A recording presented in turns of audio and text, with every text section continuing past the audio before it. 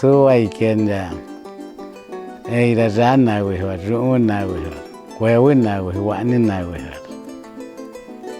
Eira siri matan.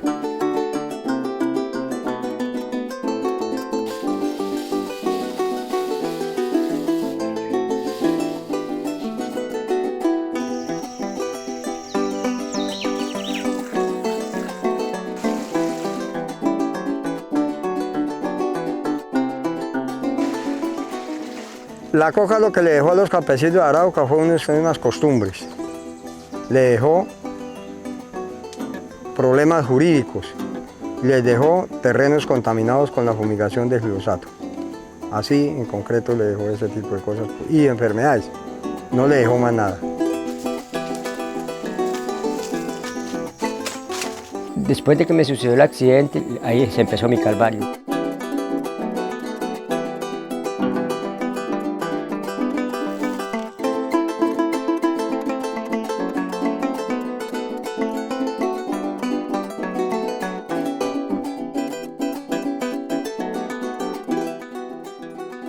Entonces ya sentados con la organización campesina Aduman y ya hoy en día Azonalca, que es nuestra organización campesina Azonalca, se tomó la determinación de que nos poníamos de acuerdo. Y nosotros aquí en el departamento de Arauca no queremos cultivos de uso ilícito absolutamente para nada.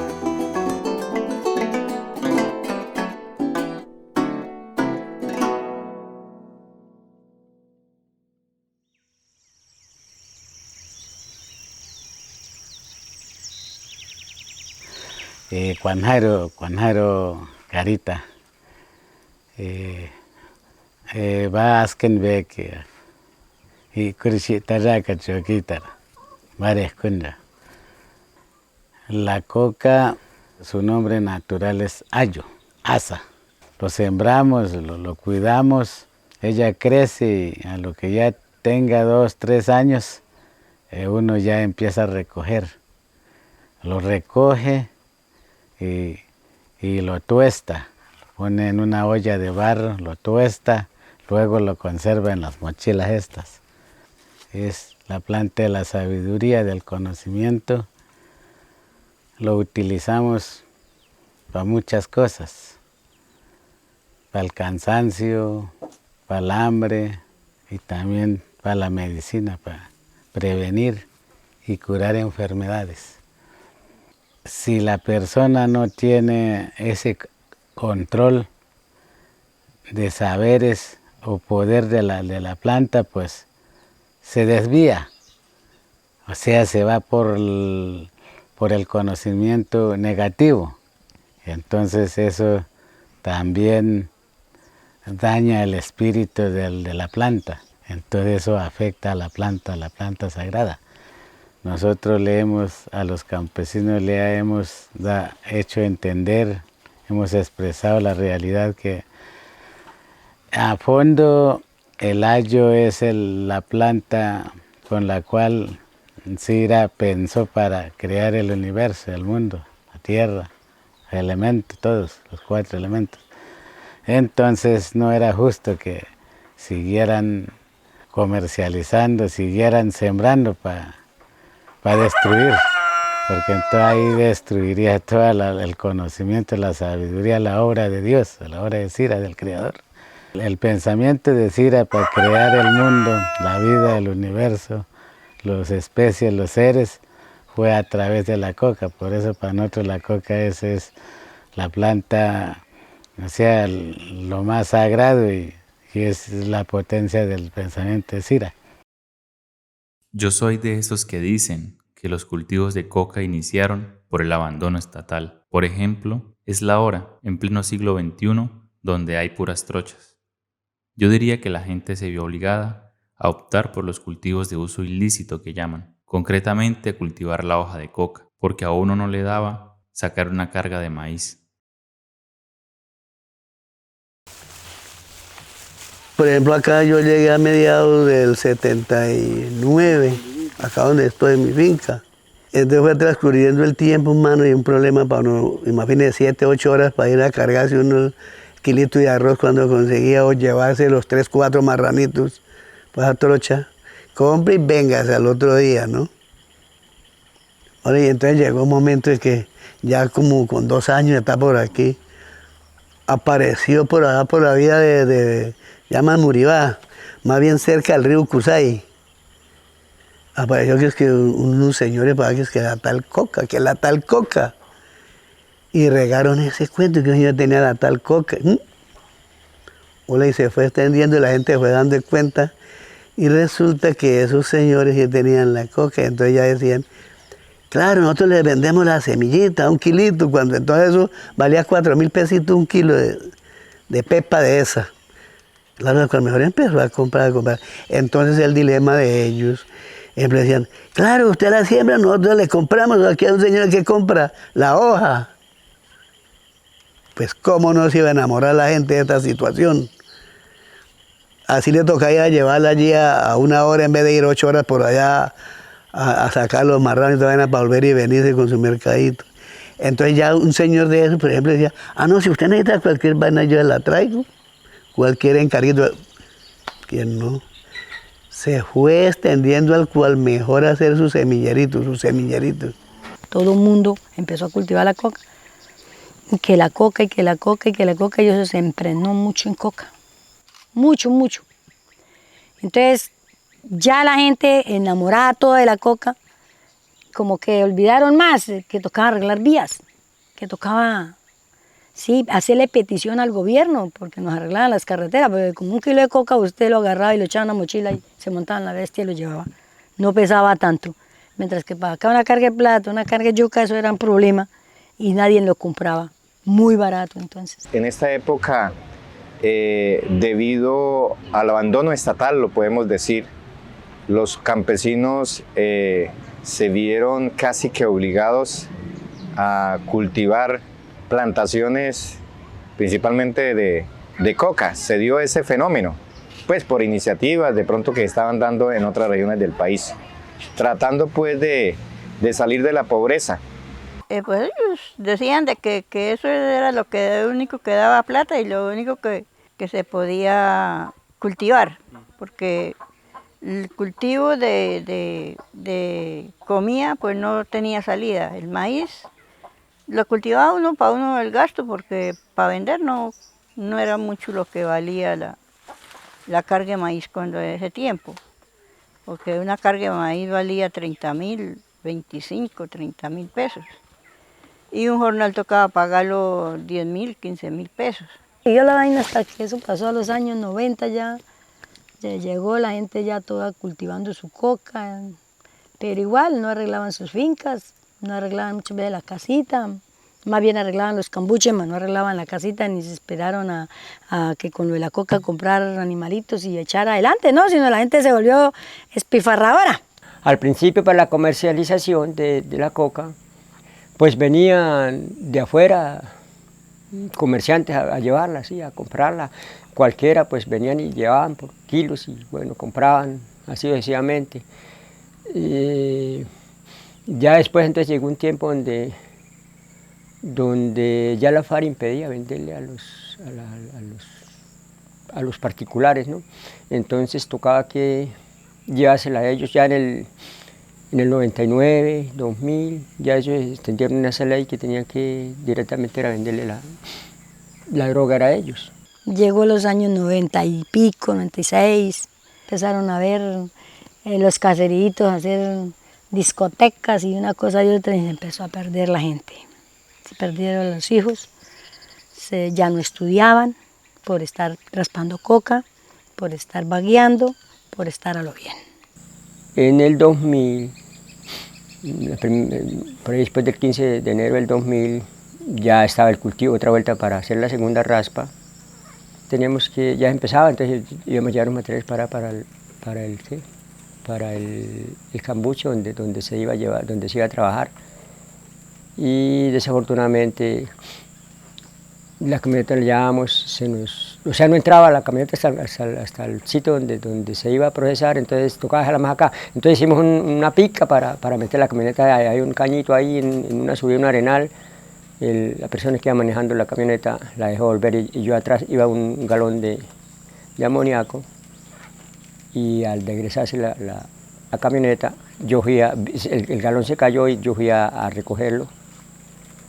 Y no, me ganó la camioneta, entonces llegó y lo que yo me pegué el brinco atrás, me enderecé, la llanta agarró el galón y la espichó y me bañó la cara de amoníaco. Ahí se empezó mi calvario, pues. Llegó en los años 2000 y se nos forma el peleo más arrecho con el Estado, porque una persecución, chino, terrible, que fue cuando ya vinieron las fumigaciones, se nos vino las fumigaciones y nos acabaron de acabar. En esta región del país se llegaron a tener más o menos un promedio que hablaban mismo a las fuerzas militares que habían más o menos de 3.000 a 4.000 hectáreas.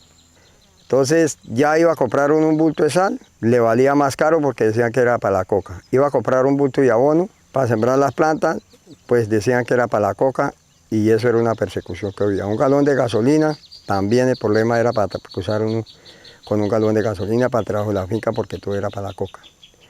La coca hace parte de la actividad del narcotráfico que responde a unos intereses geopolíticos de dominación, de intervención en los países, que históricamente en muchos lugares del mundo el narcotráfico ha sido el combustible con el cual el imperialismo ha financiado las guerras contra insurgentes, contra los pueblos del mundo, en todos los países. En Afganistán, con el monopolio del opio, en Nicaragua con los contras, en Colombia con la estrategia paramilitar. Todos estos grupos paramilitares en diferentes partes del mundo se han financiado con la complacencia de Estados Unidos y de los gobiernos títeres de Latinoamérica y del mundo. Se han beneficiado y han sido utilizados el narcotráfico para su financiamiento de esta guerra. Es una actividad que genera unas ganancias grandísimas con las cuales se mueve la economía del imperialismo y que solo manipulan el 97% de la ganancia y que solo el 3% regresa a los países productores y que los traficantes solo dan un beneficio muy mínimo a los productores primarios, que en última son los que viven la persecución, son los que viven las condiciones paupérrimas de condiciones de vida y los que afrontan pues toda la persecución judicial. Pues en el 2004, en el periodo de Uribe, entonces empiezan a fumigar. No fumigaban la coca, sino fumigaban en los cultivos de yuca, plátano, maíz, caña, etcétera, de cosas. Había gentecita que tenía sus matas de plátano, sus matas de yuca, su maicito, y eso fumigaban, era eso, más no a la coca. Cuando vino esa fumigación, chino fumigó hasta la cama de la perra. Y se nos vino en varias veces, creo que fue como 3 veces quizás la fumigación. Y así, ya después no estuvieron con eso, sino que se vino la narcótica. Nos metían candela ya hasta por el culo, como el cuento. Donde miraban un cambuche, un rancho, allá iban y le ahumaban candela. Eso hubo gente que bastante perdió muchas cosas. Entonces ya entre todo ese huevonato, ese conflicto, todo ese problema, entonces empezaron a haber cabezas que pensaban de veras, bueno, ¿por qué no nos organizamos? Bueno, definitivamente el balance de la ejecución del Plan Colombia con el pretexto de erradicar los cultivos de uso ilícito, pero que en realidad se da en el marco de una política contrainsurgente y contra el terrorismo. Y le meten este componente de erradicación de los cultivos de uso ilícito, principalmente a través de las fumigaciones aéreas con glifosato y una fuerte militarización de la vida cotidiana de las personas. Esa fuerte militarización de la vida que se representó en varios operativos militares muy conocidos precisamente por la alta violación a los derechos humanos que se cometieron. Recuerdo el operativo Luna Roja, el operativo Borrasca 1 y 2, que dejó a su paso personas ejecutadas extrajudicialmente. Nosotros como fundación hemos documentado al menos 150 casos de ejecuciones extrajudiciales durante ese periodo, del 2000 al 2017. Qué pena en concreto las fuerzas militares o el Estado en sí no fueron capaces de acabar la mafia, qué pena. Lo que hicieron fue traer una destrucción al campesino. Cuando eso, pues, todo esto, lo que fue las fincas que quedaban en medio de eso, fue terminada, fue fumigadas.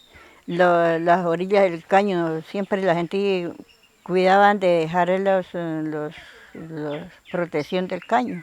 Con la fumigación se acabó todo eso.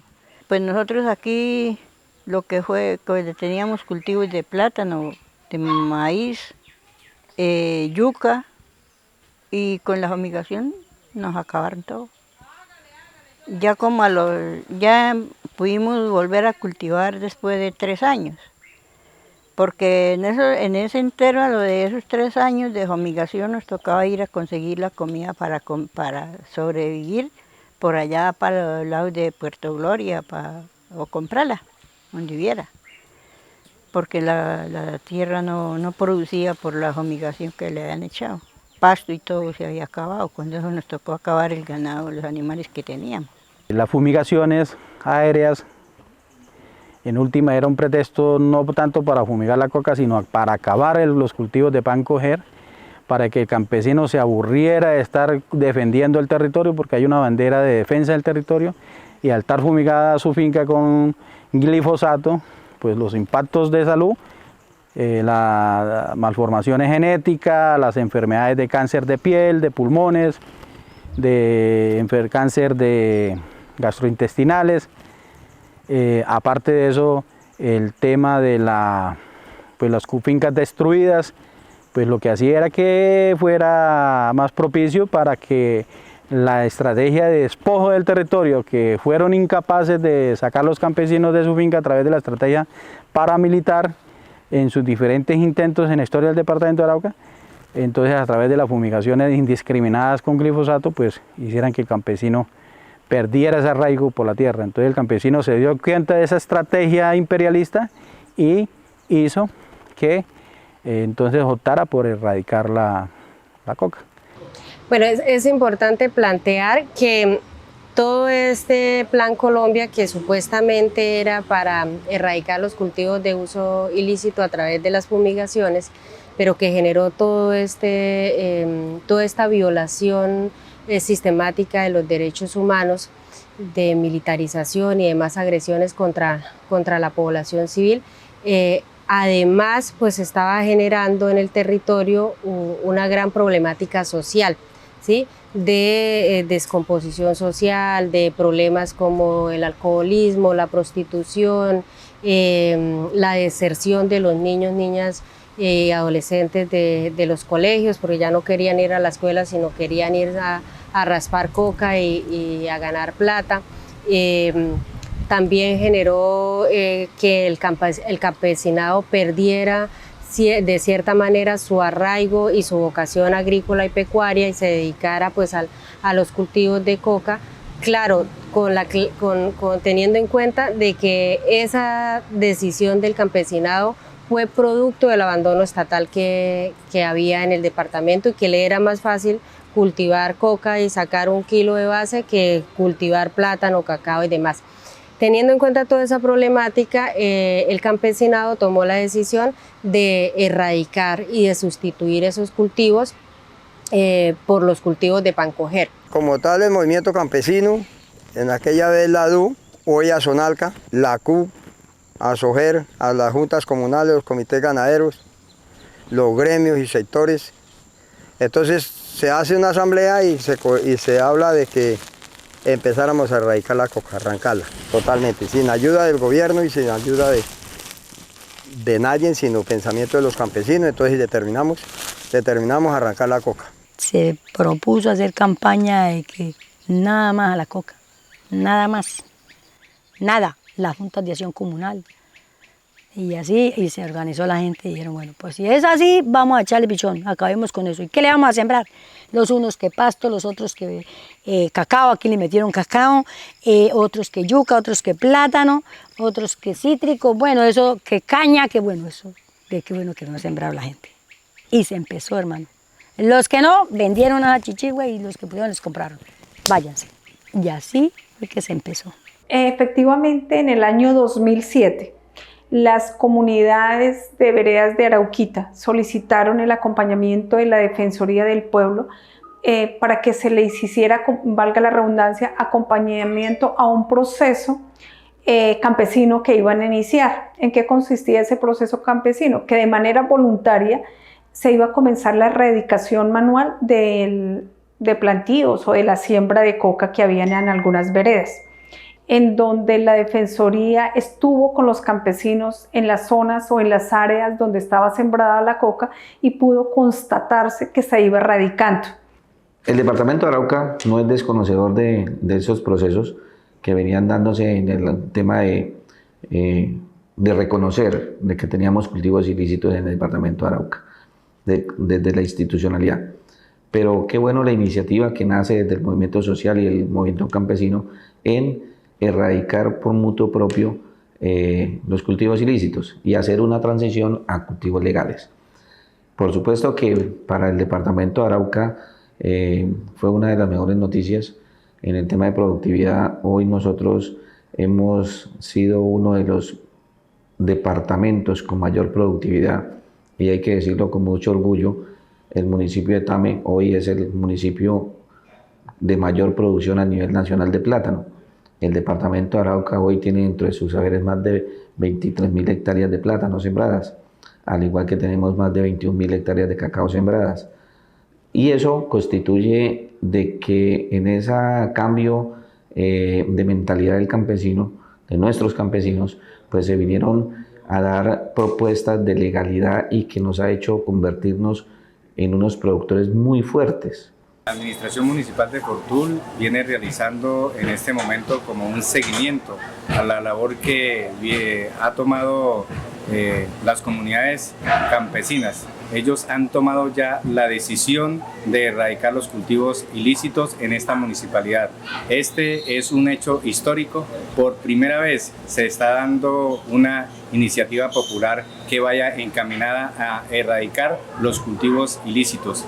Está en la vereda Matecaña, donde los campesinos han venido erradicando manualmente el cultivo de coca en esta jurisdicción con la presencia de la personería municipal, quien está haciendo veeduría en esta gran jornada de erradicación manual, repito, en los cultivos de coca en este municipio de Fortul, en la vereda Matecaña. Gran cantidad de hectáreas han sido erradicadas manualmente en el transcurso de las semanas del mes de junio. Quiero pedirle al gobierno departamental y nacional que nosotros acabamos la coca y le pedimos también que nos tenga en cuenta para los programas de préstamos, para sembrar papaya, cacao o plátano, porque nosotros no tenemos con qué cultivarlos. Que nos presten a bajos precios. Y decidí acabar la coca voluntariamente porque no quiero perjudicar a mis vecinos, ni quiero que me fumiguen la tierra donde tengo árboles frutales y el potrero y otras clases de plantas. No quiero perjudicarme yo, ni quiero perjudicar a ningún vecino, porque yo ya he visto la experiencia, ya tengo experiencia. Los campesinos, como se puede observar, han buscado los tractores para erradicar la coca. Igual en otros sectores lo están haciendo con palines. Podemos ver cómo la maquinaria ahí está arrancando todos estos cultivos ilícitos porque ellos son conscientes de que esta problemática puede terminar en situaciones muy lamentables para ellos, ya que sus cultivos lícitos, como es la yuca, el maíz, el plátano, pues se ve afectados con las fumigaciones. Por eso, concertadamente, todos ellos están de acuerdo en acabar con esos cultivos ilícitos y esperan del gobierno nacional que hayan proyectos sustitutivos de estos cultivos para ellos poder sostener la economía del municipio. Esa fortaleza de organización y de poder actuar conjuntamente llevaron a los campesinos que efectivamente la mejor solución era pues erradicar los cultivos de uso ilícito. Desde luego buscaron ese contacto con el gobierno nacional, con las instituciones encargadas en estos propósitos, pero lamentablemente no se dio una respuesta positiva de parte del Estado, aunque el Estado a nivel del gobierno nacional y todas las instituciones encargadas de ello decían que el propósito era ayudar a los campesinos para que erradicaran los cultivos ilícitos. Lamentablemente en esta región no hubo ayuda. Las organizaciones campesinas, en este caso Azonalca, cuando eso se llamaba la Asociación Departamental de Usuarios Campesinos ADU, pues tomó la decisión de la erradicación voluntaria de la coca, generó una campaña en los campesinos, en las comunidades, en las veredas, y se hicieron jornadas de erradicación, vereda por vereda. Eso permitió que al 2010, desde diciembre del 2007 al 2010, se hubiera erradicado más del 80% de la coca del departamento de Arauca. Proceso que a la fecha de hoy está en un abandono por parte de la presencia institucional, porque no ha habido acompañamiento del fortalecimiento de los programas, de los renglones productivos en la inversión social para ello, ni en el proceso de agroindustrialización ni nada de eso. Todo lo que se ha habido de desarrollo de renglones y de proceso de agroindustrialización ha sido ese pulso de las mismas comunidades, de la misma lucha, de las mismas reivindicaciones de la organización campesina José Antonio Galán Zorro, Azonalca. Afortunadamente, fue sabia la decisión del campesinado, unido a esa gran tarea y propósito de las organizaciones sociales, de las juntas de acción comunal y las asociaciones campesinas, entre ellas muy notoria en ese entonces la ANUC en esta región. Con sus propios esfuerzos y por proyectos que presentaron, con apoyo de las organizaciones sociales, lograron que de una u otra manera, poquito, mucho, invirtieran recursos en productos como el cacao. Y ustedes ahora se dan cuenta que esas veredas son cacaoteras y hay una de ellas que tiene el mejor cacao. Digamos que eso es lo positivo, cómo transformaron cultivos de uso ilícito por cultivos como el del cacao. Lo hacían voluntario, no eran obligados, nada, sino que querían transformar sus economías, querían transformar su manera de vivir y lo lograron.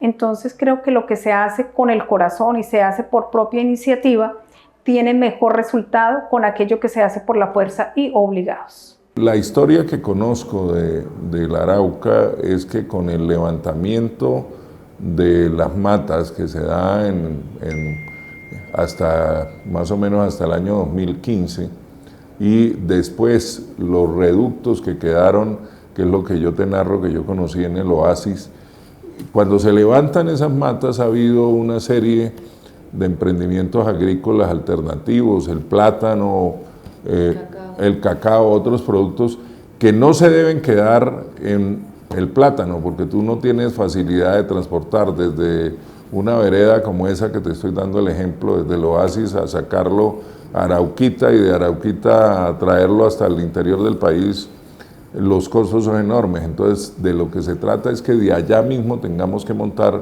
una fábrica para sacar harina de plátano, para sacar chips de plátano, algo por el estilo, y estás procesando, el valor agregado está quedando en el territorio, está reduciendo el peso y el volumen para facilitar el transporte, y hay que buscar el otro elemento, es la garantía de mercado. Ya cuando se dio el tema de las negociaciones con las FARC, no existía coca en el departamento de Arauca, realmente no existía ya. Años atrás ya se había erradicado por iniciativa de los campesinos. Yo pienso, y vale la pena pues esta pregunta, es que realmente el gobierno nacional tiene una deuda histórica con el campesinado araucano. Una deuda histórica. Muchos campesinos, algunos obviamente lograron seguir adelante, pero un vasto número de campesinos realmente están incluso aún en la miseria. Y vale la pena que se le dé la mano al departamento de Arauca por ser ejemplo a nivel nacional en ese sentido. Lo que hoy tiene el departamento y lo que hoy goza el departamento en toda la parte agrícola y pecuaria ha sido a punta de lucha de los campesinos. Y hoy más que nunca cobra vigencia la lucha social. Y mire el cambio que se ha hecho hoy en día el conjunto que hicimos y que hizo las organizaciones sociales con el pueblito al lado. Eso sí, luchando sin frontera hasta que le dimos bote a esa situación. Pero ese cuento que el Estado es el que la acabó, no. Aquí la fumigación no hizo fue pero perjuicio. Eso no hizo bien a nadie. Hasta gente salía enferma, niños enfermos de esa vaina, no es que era lo que le echan, ni que glifosato, pero no es que más contenido le echarán a eso. Y vea hoy en día cómo ha transcurrido, ya menos problemas con las fuerzas militares, menos problemas con sus obreros problemáticos aquí y allí raspando y esa vaina. Pero que cambio por parte del Estado, que no señor, aquí no hemos conseguido eso. O sea, volvimos a empezar de nuevo. Nuestros hijos a empezarle a meter al campo, después de que eran unos raspachines, a bolear rulita, mijos, y a sembrar pasto. Lo que generó los cultivos de coca, que no nos trajo sino problemas, que era una justificación del Estado colombiano, del régimen, para arremeter contra el campesinado colombiano, y que de paso avivó que el conflicto armado en el territorio se viviera con mayor intensidad. Desde nuestra visión, pues lo que ha surgido del movimiento social, pues es el resultado de lo que vemos hoy.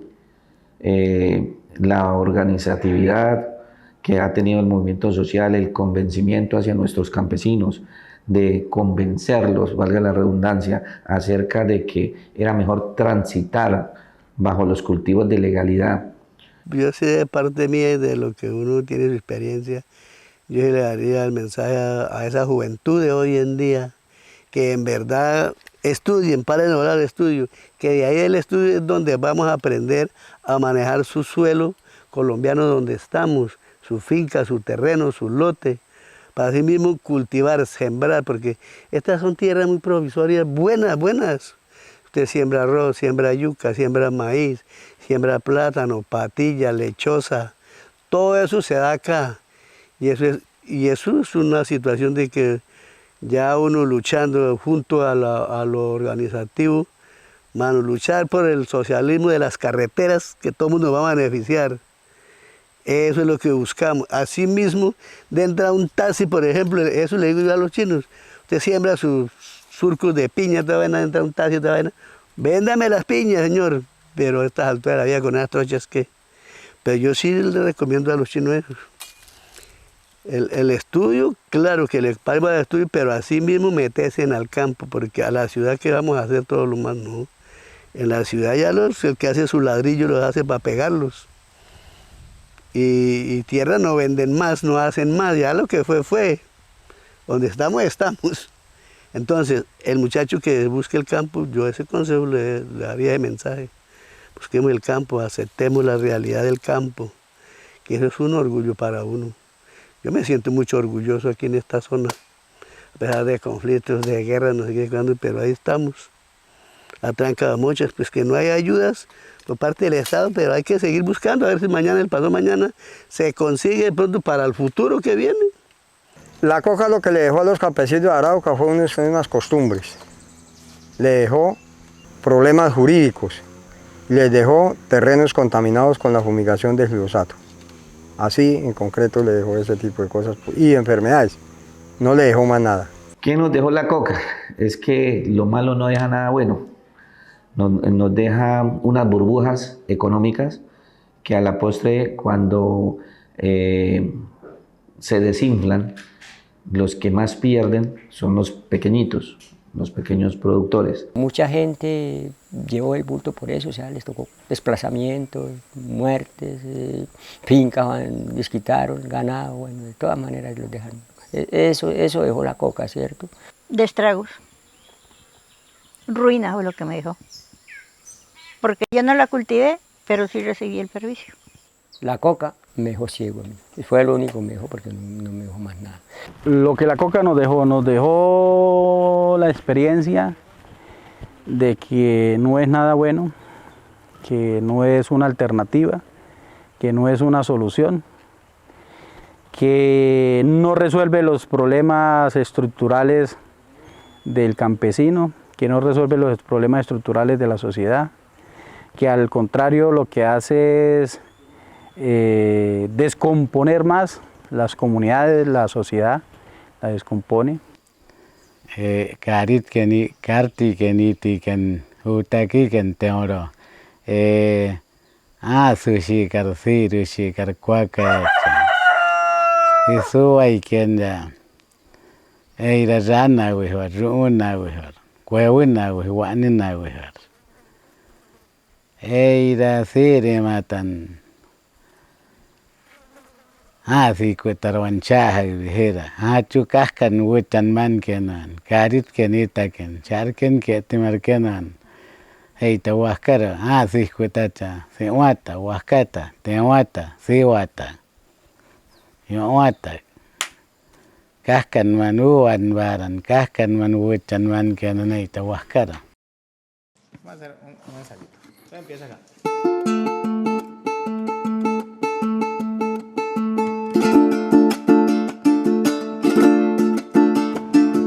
Cuando era jovencita la tierra vine yo a cultivar. En el hogar del monte todos nosotros dimos a parar. Abono cargado en tierra para la coca así sembrar. Semilla de oro verde que a la guerra nos vino a dar.